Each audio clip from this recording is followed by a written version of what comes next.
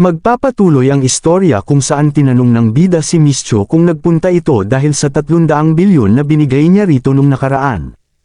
Na sinagot naman ni Miss Cho na masyado raw malaki ang 300 bilyon para lang sa charity kung kaya na dapat raw na di ginawa iyon ng bida.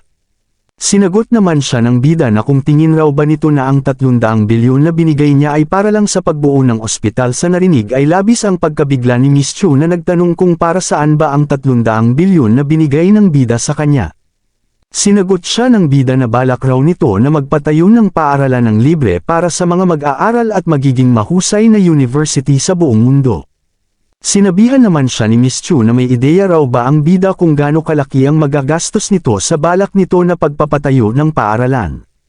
Sinagot naman siya ng bida na alam raw niya kung magkano at handa siya na gumastos ng malaki nang matigilan ito nang sinabihan siya ni Miss Cho na di alam ng bida sapagkat masyadong magastos ang paaralan at kulang ang 300 bilyon nito dahil sa pagkain pa lang at sa mga libro, mga bayad sa guro at taon-taon raw maghihirap ang bida. Sa narinig ay nabigla nga ang ating bida sa isip nito na kung ganun raw na maaari siyang makagastos ng 3 trilyon kada taon pero masyado pa raw na mababa iyon. Nang matigilan siya nang sinabihan siya ni Miss Cho na alam na raw ba ng bida lahat raw ay di madali gaya ng iniisip nito. Ngunit sa kabila ng lahat ay seryoso pa rin na sinabi ng ating bida na handa siya na gumastos ng malaki at ipagpapatuloy pa rin niya ang kanyang plano na paaralan para sa lahat. Dagdag pa nito na talagang gusto raw niya na gawin iyon at magbibigay siya ng mga libreng pagkain na masasarap sa lahat ng mag-aaral. Siya raw ay marami ng pera na di niya kaya na magastos sa buong buhay kung kaya na gusto niyang tumulong sa bansa sa pamamagitan ng pagbibigay ng libreng edukasyon sa mga bata. Sa narinig ay napaisip na nga lang si Miss Cho na pakiramdam raw niya ay dakila ang bida at natatangi. Dagdag pa nito habang naiiyak na naman na may pakialam raw sa mundo ang bida samantalang pera lang ang gusto niya, siya raw talaga ay kaawa-awa. Sabay hawak nito sa kamay ng bida at humingi ng tawad sapagkat mali raw ang pagkilala niya rito. Sinagot naman siya ng bida na ayos lang sapagkat wala na raw siyang paki kung ano pa ang isipin ng tao sa kanya at sa buhay raw ay di pwede na magpaalipin ka sa pera, kailangan mo raw na gastusin iyon sa makabuluhang bagay na makakatulong. Sa mga narinig ay tuluyan na nga na nine-love si Miss Cho at pangarap raw nito na makasama ang bida habang buhay pero agad itong nainis ng kanyang maalala na mas bata ng 2 taon sa kanya ang bida. Dugtong pa nito na ang bida raw ay gusto na ni Miss Lin kung kaya di niya raw alam kung makikipaglaban ba siya kay Miss Lin para sa bida. Habang nag-iisip ay tinignan siya ng bida sa isip nito na talagang nahulog na raw si Miss Cho sa mga salitang binitawan niya, sabay aya na nito kay Miss Cho na umalis na sapagkat tapos na ang kanilang usapan na agad naman na sinang-ayunan ni Miss Cho. Nang umalis na ito ay agad naman siya na tinanong ni Miss Lin kung ano ba ang pinag-usapan nila ng bida sa loob. Sinagot naman siya ni Miss Cho na wala raw, gusto raw kasi ng bida na magpatayo ng paaralan kaya na kinausap niya siya para doon na agad naman na nagpakalma kay Miss Lin na malaman na yun lang. Sabay lilipat sa katulong ng bida na niyayaya na si Wu Suang at Miss Han na makipag-usap sa bida. Sa narinig ay nagtinginan ang dalawa sandali. Nang agad na sila na sumunod sapagkat gusto rin talaga nila na makausap ang bida. Sa isip pa ni Wu Suang na gusto raw niya na makita kung ano pa ang itatago sa kanila ng bida. Pagpasok nila sa loob ay nakita nila ang bida na naglalaro. Base sa itsura nito ay siya ang natalo sa laro kaya ito naiinis na labis din na kinainis ni Wu Suang sapagkat nandoon na sila pero naglalaro pa rin ang bida. Sabay diniretso na nito ang bida, total raw na 3 lang sila doon, ano raw kaya naaminin na ng bida na ito ang nagligtas sa kanila nung gabi na sila ay nakidnap. Sinabihan naman sila ng bida na di rin daw maganda pag masyadong maraming alam ang tao at sinabi na raw niya na di siya iyon. Sa narinig ay pasigaw naman na sinabihan siya ni Wu Suang na kahit raw di inamin ng bida ay di raw yun nangangahulugan na di nila malalaman. Sabi raw sa kanya ng kanyang tauhan na may mabilis na tao ang humabol sa sasakyan kung kaya na ang bida raw iyon. Sinagot naman sila ng bida na alam na raw pala ng mga ito na siya kung ganun na bakit pa nagtatanong ang mga ito patungkol doon sa sinabi ng bida ay talagang napagtanto na nga ng dalawa na ang bida talaga ang nagligtas sa kanila. Nang nagtanong si Miss Han, ang sasakyan raw ay tumatakbo ng 100 km/h at ang pangyayari daw ay parang disaster kung kaya paano raw magagawa iyon ng tao lang na gaya ng bida. Sa narinig ay napabuntong hininga nga ang bida na nagsabing mukhang nalantad na raw ang kanyang katauhan na labis kinabigla nila Miss Han at Wu Suang. Sinabihan sila ng bida na matalino raw ang dalawa pero kapag marami raw ang alam nito patungkol sa kanya ay mas nagiging delikado raw para sa mga ito. Nang sinabihan naman siya ni Miss Han na paano raw ba nito nagawa na mahabol ang ganun kabilis na sasakyan, tanong pa nito na may kapangyarihan raw ba ang bida. Nang tinanong lang naman sila ng bida patungkol sa kunlun, narinig na raw ba ng mga ito. Sinagot siya ni Wushuang na iyon raw ang brand sa water oil ng mga motor. Nang sinabihan sila ng bida sa may seryosong muka na siya ay isang cultivator na nagmula sa kunlun, na labis naman na kinabiglan ng dalawa sapagkat alam nila na walang ganun na umiiral sa mundo nila. Habang ang bida ay ginawa ng aktibo ang kanyang acting skill, nang nagsaad ang bida na noon ay isang sekta ang kunlun sa China pero sa mga paglipas ng taon ay paunti na ng paunti ang enerhiya, dahilan na 10 na lang sila ang natira. Sa pamamagitan raw ng pagsunod sa kalangitan ay magpapagawa raw sa iyo na maging immortal at siya raw ang kasalukuyang pinuno ng kanilang pangkat. Sa narinig ay natahimik nga sandali ang dalawa, sabay parang natatawa. Sabay nagsaad si Wushuang na kung tingin raw ba ng bida na nakikipag-usap ito sa isang bata. Tanong pa nito na nasa Golden Core na raw ba ang bida o nasa Nascent Soul Realm. Sinabi niya iyon habang tumatawa. Dagdag pa ni Miss Han na tingin raw ba ng bida ay di sila nakabasa ng mga novel patungkol sa cultivation tapos gagamitin raw ng bida iyon para lokohin sila. Sinabihan naman sila ng bida na inaasahan raw niya na di pamilyar ang mga ito sa cultivation at nasa antas lang raw siya ng practitioner, at ang mga Nascent Soul Realm raw na sinasabi nito ay ang mga ninuno lang nila ang nakagawa dahil mas malakas ang enerhiya ng mundo noon kesa sa ngayon. Sa narinig ay nagmungkahi nga si Wushuang na magpatingin na sa ospital ang bida, baka stress lang raw ang nararamdaman nito kaya nakakapagsalita ito ng kung ano-ano. Sa narinig ay medyo nainis nga ang bida na sinabihang walang takot ang kanyang mga kausap kahit na mga mortal lang ang mga ito at immortal ang kanilang kausap. Dagdag pa nito na makakabuti raw na wag na siyang lapitan pa ng mga ito. Sa narinig ay galit nga na nagtanong si Wushuang na sino raw ba ang sinasabihan ng bida, na sinagot naman ng ating bida na malaki raw ang dibdib ni Wushuang pero maliit raw ang utak nito. Sa narinig ay wala na lang na masabi si Wushuang na binanggit ang pangalan ng bida nang nagulat ang dalawa nang tumalon ang bida sa baba mula sa taas. Nagsaad nga ang mga ito na nasa ika-6 na palapag raw sila kung kaya siguradong mamamatay ang bida sa ginawa nito. Tanong pa ni Wushuang na nagpakamatay raw ba ang bida. Dagdag pa ni Miss Han na dahil raw ba sa sinabi ni Wushuang kung gano'n na napakababaw raw pala ng bida at kapag naiisip raw nila na ang sikat na si Mr. Yan ay nagpakamatay ay talagang natatakot raw sila. Ngunit nagulat naman si Miss Han sa kanyang nakita na di man lang nasaktan ng bida at maayos pa rin ito, na parang di tumalon sa ika-6 na palapag. Nagawa pa nga nito na tumakbo, patunay na di talaga ito nasaktan. Sa nakita ay napapaisip na nga lang ang dalawa kung nananaginip raw ba sila, pero agad rin nila na napagtanto na di panaginip ang lahat dahil totoo na tumalon ang bida sa ika-6 na palapag. Sa isip pa nito na may mga bagay raw talaga sa mundo na di nila mapapaliwanag. Sabay tingin nito sa bida kasabay ng pagtaas ng favorability nito sa 20 kasalukuyan favorability 50 points. Nang nagsaad si Wushuang na ang background raw ng bida ay makapangyarihan at ang kakayahan raw ng bida ay nalampasan na ang mga ordinaryong tao sa mundo, di raw kaya na talagang cultivator ang ating bida. Nang matigilan ito nang sinabihan siya ni Miss Han na tingin raw niya na mahal na rin niya ang bida at ngayon lang niya napagtanto iyon. Nang tinanong naman siya ni Wushuang na di raw ba na sinabi nito na ayaw nito sa lalaking mahilig sa babae.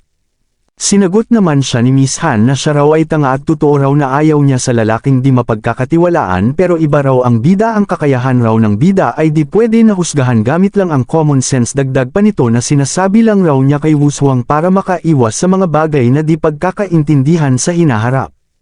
Sa narinig ay sinabihan naman siya ni Wushuang na ayos lang maglaban raw sila ng patas para sa bida dahil di raw siya susuko sa bida dahil lang kay Miss Han. Pagtapos ay tumaas ang favorability ni Wushuang sa isa dahilan na naging 95 points na ito, dahil din doon ay mabibigyan ng 50 strength points ang bida, pero ang nakakainis ay walang nagastos na pera ang bida kay Wushuang kung kaya na wala rin itong matatanggap.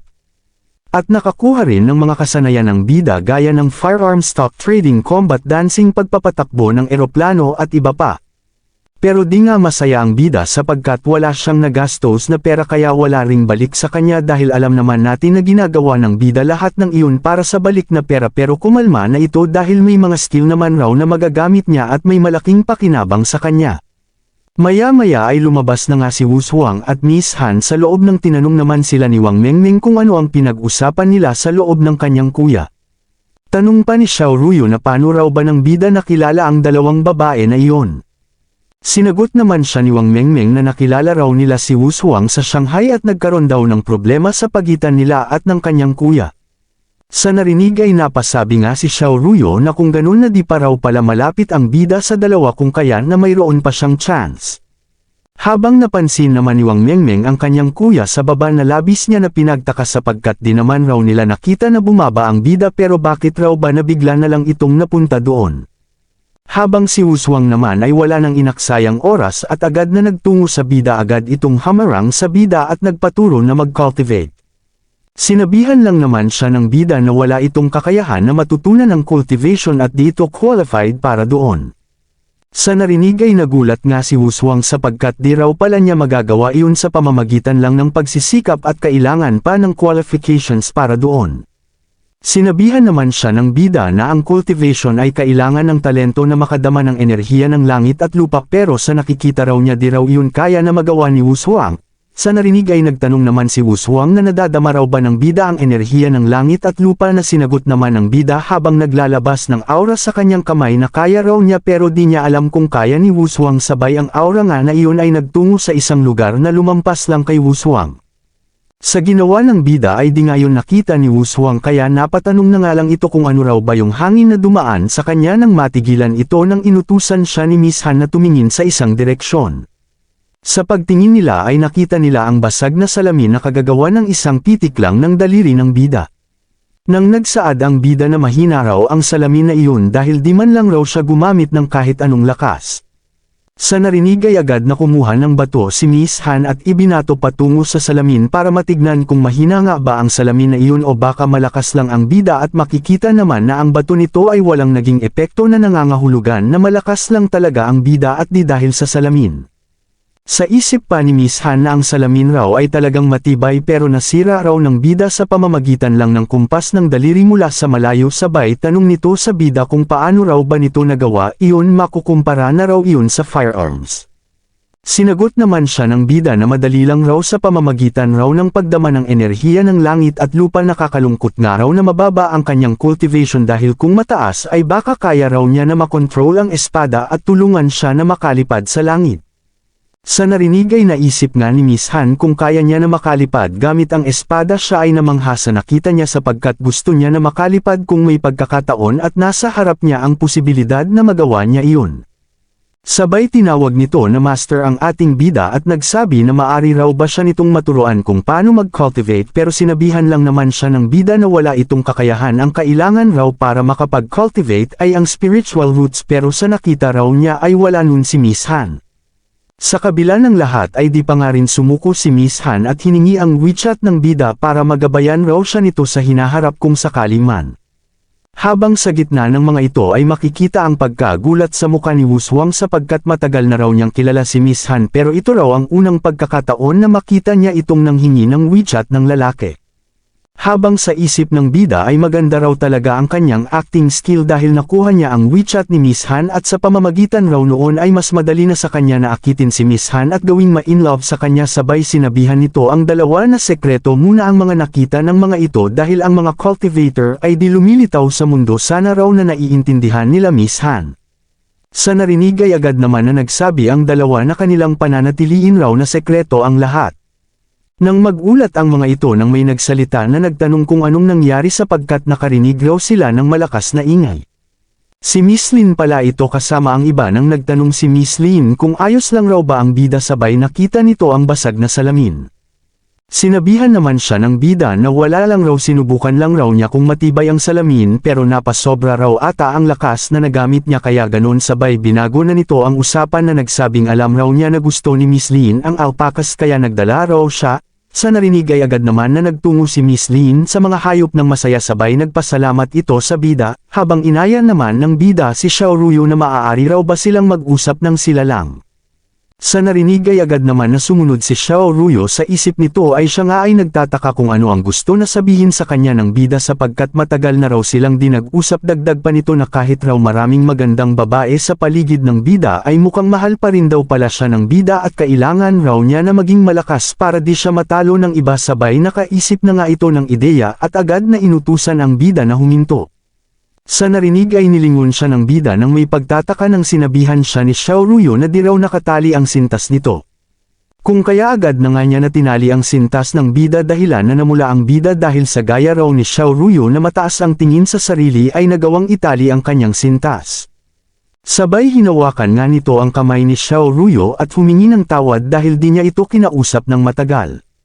Sinabihan naman siya ni Xiao Ruyo na di nito kailangan na humingi ng tawad at siya raw dapat ang humingi ng tawad dito sapagkat tinanggap raw niya ang WeChat ni Mr. Lin para lang pagselosin ang bida kung kaya nasaktan raw niya ang bida nung araw na iyon. Nang niyakap naman siya ng bida na nagsabing ayos na raw ang lahat sapagkat napatawad na niya ito. Sa narinig ay labis nga na natuwa si Xiao Ruyo na pinatawad na siya ng bida. Sabay sinabi pa nito na pwede na raw ba na maging magkasintahan na sila ng bida. Sa alok nito ay agad naman na pumayag ang bida dahil kung gusto raw ni Xiao Ruyo ay ayos daw sa kanya na maging magkasintahan sila. Pero di pa nakontento si Xiao Ruyo at inaya pa nito na magpakasal sila ng bida na agad naman na tinanggihan ng bida. Sa narinig ay galit nga na nagtanong si Xiao Ruyo na bakit raw ba na ayaw siya pakasalan ng bida. Makikita ang lungkot sa mukha ni Xiao Ruyo nang sinabihan siya ng bida na di lang raw ito ang babaeng gusto niya sapagkat kailangan rin daw niya na isipin ang iba. Mahal niya raw si Xiao Ruyo pero mahal rin daw niya ang iba. Lahat raw ng mga ito ay mahal ng bida. Sa narinig ay naiyak nga si Xiao Ruyo nang kanyang napagtanto na gusto ng bida ng maraming asawa na agad naman na sinang-ayunan ng ating bida. Sa narinig ay naiyak nga si Xiao Ruyo at umalis habang nagsasaad na walang hiya ang bida. Kasuklam-suklam na lalaki, patuloy lang ito sa pagtakbo ng umiiyak na sinasabing ayaw na niya sa bida. Sa nakita ay tinanong nga ni Wang Mengmeng ang kanyang kuya kung bakit umiiyak si Xiao Ruyo. Ang pag-uusap raw ba ng dalawa ay di naging maganda. Sinagot naman siya ng bida na may sinabi lang raw siya na kailangan na niyang sabihin ngayon kesa paabutin pa niya ng matagal para di na raw sila maglokohan pa. Sa isip pa ng bida ay dapat raw na di niya nasabi ang bagay na iyon bigla raw kasi siyang inayan ng kasal ni Xiao Ruyo at di pa raw siya handa sa ganun sapagkat di pa niya na-enjoy ang kanyang buhay. Nang hinawakan siya ni Wang Mengmeng sapagkat mayroon din daw itong sasabihin sa kanyang kuya. Gusto raw niya na maging artista. Sabay lilipat ang eksena sa isang bar kung saan makikita ang mga hangal. Nang nagsaad ang isang lalaki na narinig raw niya na gumawa ng kontrata si Mr. Lee sa bagong artista na agad naman na sinang-ayunan ng hangal. Balak niya raw na kunin si Wang Mengmeng na kanyang artista at ang contract daw ay tapos na. Ang maganda raw sa lahat ay kapatid iyon ni Mr. Yan. Nang nagsaad ang lalaki na narinig raw niya na 18 taon pa lang si Wang Mengmeng kaya nagtataka raw siya kung ano ang gagawin ni Mr. Lee. Sinagot siya ng hangal na kumalma, parehas lang raw silang lalaki. Pagtapos raw niya na magsaya sa katawan ni Wang Mengmeng ibibigay na raw niya iyon sa lalaki para makapaglibang ito. Sa narinig ay nagpasalamat ang isa pang hangal na wala nang ginawa sa mundo kundi maging masama. Sa isip pa ng demonyo na gagawin raw niya ang bagay na iyon kay Wang Mengmeng at ipapadala sa bida ang video at di na raw siya makapaghintay na makita ang reaksyon ng bida kapag ganon. Sabay babalik sa bida na nagtataka na gusto raw pala na maging artista ni Wang Mengmeng. Sinagot siya ni Wang Mengmeng na mayroon raw na kumpanya ang gustong kunin siya at gusto raw niya na maging artista gaya ng kanyang kuya. Sa narinig ay sinabihan naman siya ng bida na maganda ang mangarap at susuportahan raw niya ang kanyang kapatid sa gusto nito. Sa narinig ay masaya naman na nagpasalamat si Wang Mengmeng sa kanyang kuya dahil pinayagan siya nito. Nang sinabihan pa siya ng bida na may ginagawa raw silang palabas, ano raw kaya na sumali si Wang Mengmeng para makapag-ensayo na agad naman na sinang-ayunan ni Wang Mengmeng dahil gusto rin ito na umarte kasama ang kanyang kuya. Habang tinawagan naman ng bida si Yang Sijin dahil may kumpanya raw na gustong kunin ang kanyang kapatid, kailangan raw nito na tignan ang background ng mga iyon para sa kanya para malaman kung ligtas ba ang kanyang kapatid sa kumpanya na iyon. Sa narinig ay agad naman na sumunod si Yang Sijin, bigyan lang raw siya ng 5 minuto ng bida. Sa isip pa ng bida na delikado raw ang pagiging artista at bilang kuya ay kailangan raw niya na maprotektahan ang kanyang kapatid para di ito mapahamak. Nang makalipas ang 5 minuto ay sinabi na nga sa kanya ni Yang Sijun na ang kumpanya na gusto kumuha kay Wang Mengmeng ay ang kumpanya ni Mr. Lee na kaaway ng bida sa ngayon. Sa narinig ay nademonyo na nga ang ating bida na handa nang pumatay kahit kailan gusto nagsaad nga ito na binanggit ang pangalan ni Mr. Lee. At sa mga sitwasyon na ito di pa natin alam ang mangyayari guys, nasa latest chapter na tayo pero tingin ko talagang papatayin na ng bida si Mr. Lee base lang sa hula ko. Opinyon ko lang guys, parang pangit yung ginawa ng bida na inamin niya na gusto niya ng maraming asawa, parang nawala niya si Xiao Ruyu dun pero depende sa nagsusulat ng kwento. Tige recap lang tayo, at doon na po nagtatapos. Maraming salamat sa panunood.